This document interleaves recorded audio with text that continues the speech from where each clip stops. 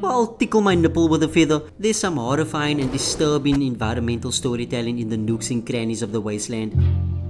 Now I know a lot of you missed this secret hole at the Museum of Witch Catering. You know, that place where you get jump scared by the Deathclaw. Now if you make your way to the top main section of the museum, with some power armor you can get to this hidden hole in the roof.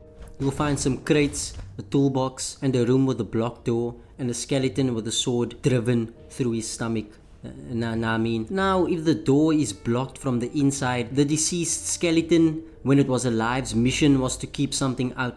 So my best guess is the Deathclaw that dwells in the museum forced its way inside the roof, and the deceased skeleton didn't want to die a gruesome death, so he ended his life before the Deathclaw could approach.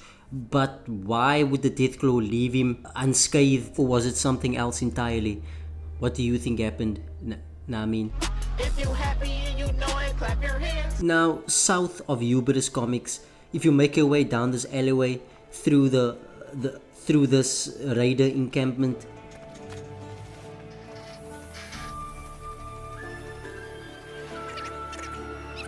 when you head to the top of this roof, you'll notice a trail of blood, and if you follow it, you'll come across a gruesome sight. Now, I suggest you come to this location earlier in your playthrough, as these environmental events tend to glitch out. Now, this woman obviously crushed her intestinal tubercular cords as she tried to make this jump, and then we have two bodies on the pavement that barely made it. And if you make your way around the corner, you'll come across a guy that made the jump but didn't make it.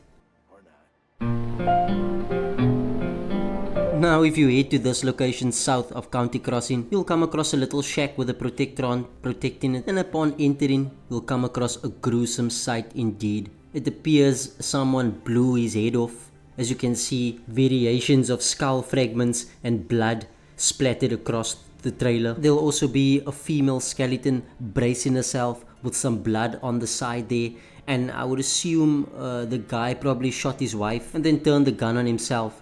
Now, this is obviously some sort of simulation of a crime scene, you know what I mean? Now let's head to the Mass Bay Medical Center. On the second floor, just follow the path to your right, and you'll come across a door on your left with an expert lock. Sweet.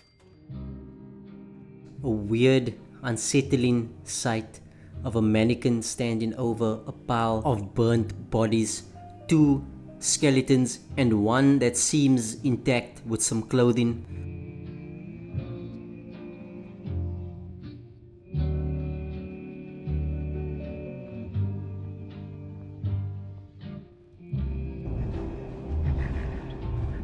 North of the Natick Police Department, after you get rid of the enemies that spawn there. Now it's something small but quite disturbing. There'll be a skeleton hung from the barn.